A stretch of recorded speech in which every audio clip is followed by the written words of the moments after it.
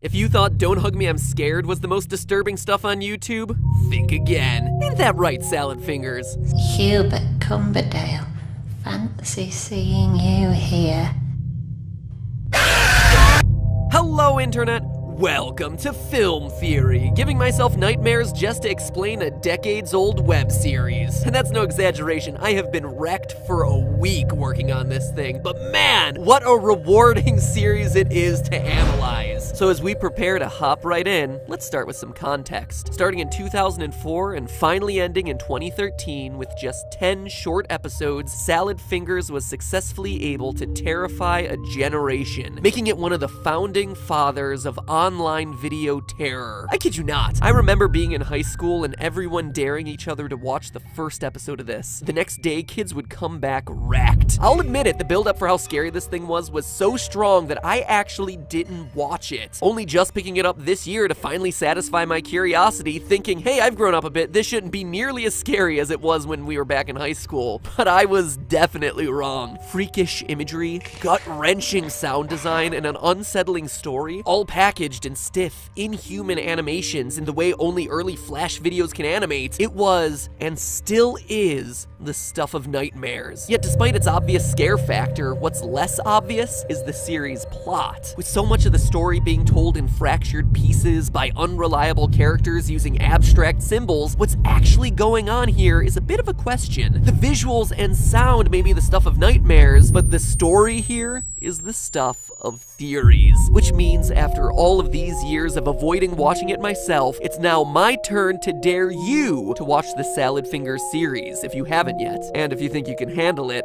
by clicking right here. It's a little under an hour and it's well worth it to not only understand this theory, but witness some of the most influential early Flash animations online. Plus, with Halloween around the corner, it'll give you some spooky fun. Alright, ready to toss some salad? Let's go. Now, when trying to analyze something as abstract as Salad Fingers, we have to start with the most basic questions and work from there. So where is this story set? Well, we see Salad Fingers roaming a mostly barren wasteland filled with strange mutants and burned out houses, leading many to think that this is a post-apocalyptic universe. However, based on context clues, we can get a lot more specific. When discussing his earlier life, Salad Fingers says, I used to sing at all the functions, from Croxley Heath to Cowdenbeath. Both of which are real-world locations in the United Kingdom. He mentions Croxley again, this time saying that he listened to it on the radio in episode 8. If I'm an early bird, I listen to Croxley. So we know that he lives in the UK, but we can also identify the year. In episode 6, Present, the titular present that he receives is a toy horse that he refers to as my very own Horace Horse Collar. Notice that he says, my very own Horace Horsecollar, meaning that Horace Horsecollar is already something in existence. And indeed he is. Horace Horsecollar was the name of a cheerful, know-it-all cartoon character created by Walt Disney back in 1929 as a partner to Mickey Mouse in all of his adventures. Basically, he was like the earlier version of Goofy, appearing in animations between 1929 and 1942. But we can narrow that range further as we hear Salad Fingers sing both the songs Somewhere Over the Rainbow and We'll Meet Again at various points throughout the series. Two songs both released in 1939. And 1939 is a crucial year since it falls right between World War I and the start of World War II. Throughout Salad Fingers, our leafy green hero talks frequently about the Great War. Back from the Great War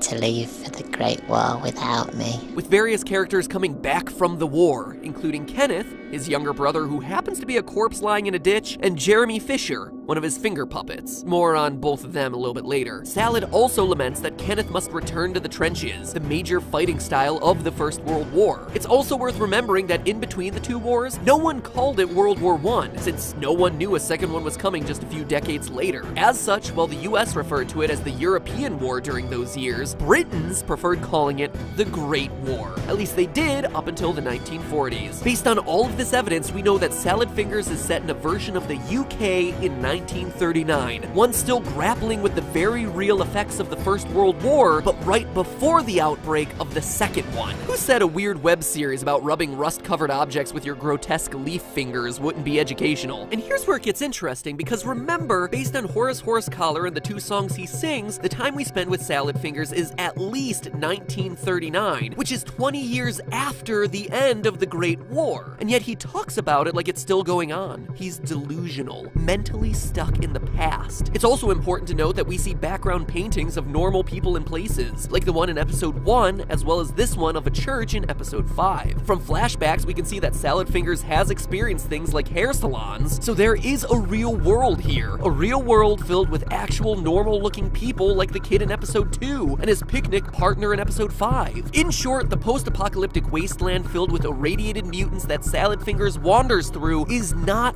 reality, as many other theories believe. It's how he sees the world. Very clearly, there was a moment in his life during the Great War that caused him to have a break from the existing reality, and he's entered a state of arrested development ever since. Which means that things start to get complicated in a hurry, because not only is he lost in time, but his personality is also jumbled. While it would be easy to lump all of Salad Fingers' actions onto one person, he actually shows himself to hop between various characters and backstories without realizing it. For instance, when speaking with Kenneth, he laments being left behind as the rest of the boys went out to the Great War. It was frightfully rude of you blokes to leave for the Great War without me. But then 2 episodes later, we see him writing the equivalent of a teacher's note explaining why he can't come to the front today, implying that he's already been there.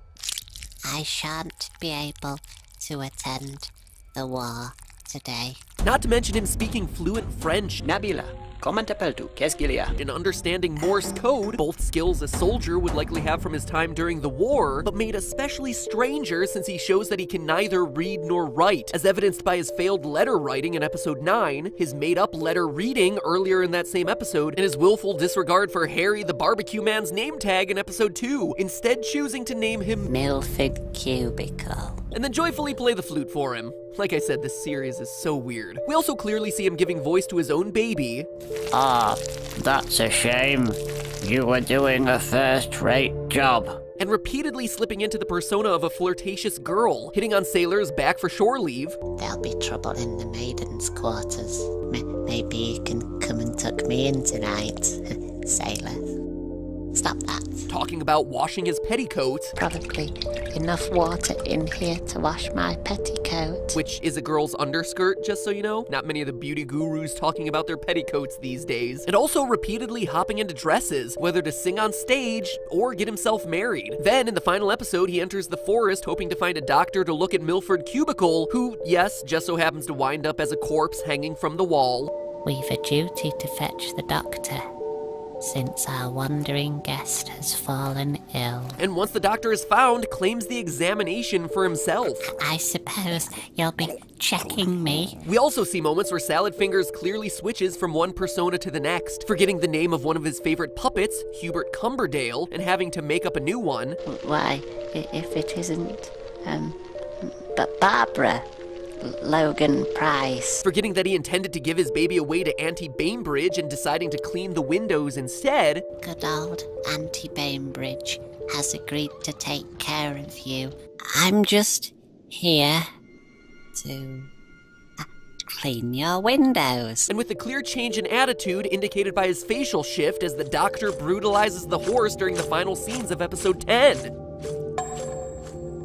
I know it hurts. In short, solving the story of Salad Fingers isn't just figuring out what's going on for one character, it's figuring out the numerous people Fingers gives voice to, decoding what they're saying, and then deciding how those actions all fit into one overall narrative. And that's quite a monumental task, so let's actually start with one of the easiest of those characters, which is his younger brother Kenneth. In episode 7, labeled Shore Leave, the puppet Hubert Cumberdale digs up a dead body, who Salad Fingers identifies as his brother, back on leave from the Great War. Already you can see how Salad here is a little bit of a tossed salad, as he attributes the digging of the hole to Hubert, a finger puppet, rather than himself, giving us further evidence that he switches between personalities, blacking out what happens in those moments from his own memories. Now, during his brother's visit, Salad marvels at the women his brother must have chased, recounts details of his own personal singing career, and then ends the visit by kicking Kenneth back into the hole so he can return to the trenches and resume his call of duty. It's about as pleasant of a visit as you can expect from a half-desiccated corpse. Except, there's one flashback in the middle of that visit that's awfully suspicious. Salad Fingers leads into the flashback by telling a story of how he and his brother used to frolicking by the riverside. We then hear a typical flashback transition, and what we see instead is our green friend rolling out a measuring wheel and talking to a tree. 21 yards from the front door today. Not quite frolicking by the river with his brother, right? Well, maybe it is. What if his brother is the tree? Or more accurately, what if his brother is buried under the tree? I propose to you that the younger brother, Kenneth, never fought in the war at all, and instead died young, perhaps even in childbirth, only to be buried under this tree 21 yards away from Salad Fingers' front door. And beyond just the obvious flashback, there are smaller clues to this being the true story. First, notice that the episode is labeled Shore Leave, and yet Salad Fingers says Kenneth is headed back to the trenches. As a member of the US Royal Navy, Kenneth shouldn't be dealing with trenches, as his battles would be mostly fought at sea. So either it's a factual error here, or a fabricated memory by Salad Fingers dreaming up his dead younger brother as some sort of war hero getting all the ladies. But that's not all. Let's look at the tree itself. You see, this wouldn't be the only time that we see this tree associated with babies. During a dream sequence at the top of episode 9, Salad Fingers has a conversation with that same tree, which now sprouts a face and complains about wanting to come inside to escape the cold. The difference, though, is that this time the tree calls him Daddy. I'm cold out here, Daddy. I'm cold. And when Salad Fingers refuses to help Mr. Branches, saying that the baby needs to grow out of its branches to come inside, it wraps itself around its stomach, ending the dream and leading to a scene where Fingers actually gives birth. In fact, when you look across all 10 of Salad Fingers' episodes, baby imagery is everywhere. From Salad Fingers finding a baby carriage for his nettles and starting to lactate in episode 3, to him being attacked by the baby tree and literally giving birth in episode 9. But probably the clearest place that we see it is in episode 4, Cage, where Salad Fingers is literally followed around by an embryo. And that's no exaggeration. Just look at this thing. The large folded over forehead, the veins visible under the skin. It looks exactly like a baby in the womb. It even makes baby noises throughout the episode. But the giveaway here is in the eyes. Salad Fingers may be abstract in its art style, but it's not sloppy with its imagery. Pay careful attention to the eyes of the characters who appear throughout the series. The living characters, like Salad Fingers, Auntie Bainbridge, Varsity Jacket Kid, and Milford Cubicle prior to his death, all have normal-looking eyes. The puppets all have button-like eyes. And this guy is the only one to have misshapen black dots, just like the eyes of a developing embryo. I mean, just compare the two. Look at an embryo, look at this character. They are one and the same. But what does it all mean? Well, in Cage, we see Salad clearly disturbed by this thing following him around. He starts the episode eager to find France because, as he says, I've always wanted to go there. But once he realizes he's being chased by the embryo, he immediately puts off his goal for another day, returning home to hide. And it's not like this thing is menacing. Quite the contrary, he's actually incredibly friendly, with hearts appearing around it when it speaks to Salad Fingers and proposing to him with a ring. Sure, it also lures him out of the house with a grubby tap, leading him to a bear trap and locking him into that titular cage, but hey, it was for love.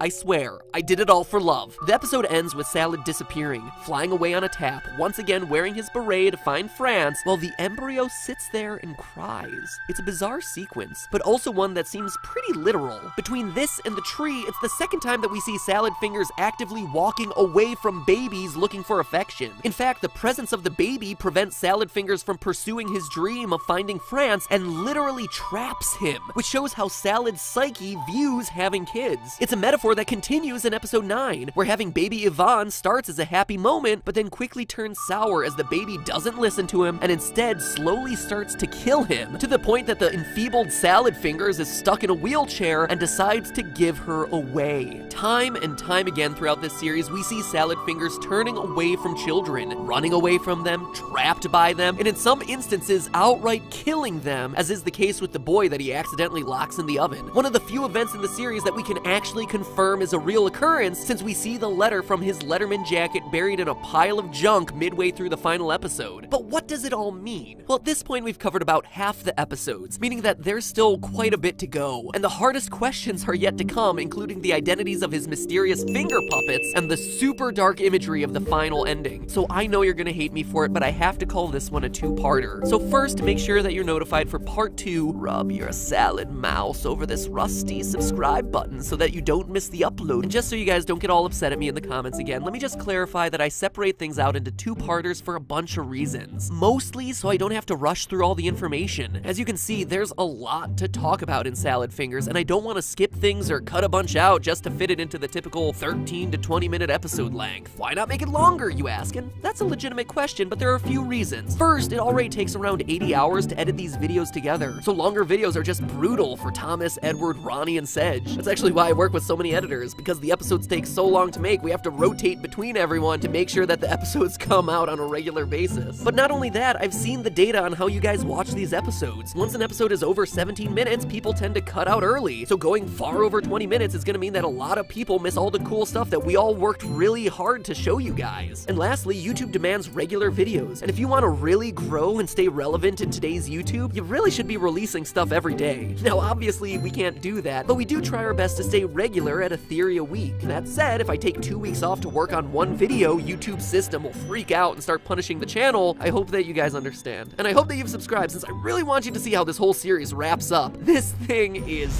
dark. And that's about it for this week. Now if you'll excuse me, I have to go rub my finger on some rusty spoons. It feels so good on my salad fingers.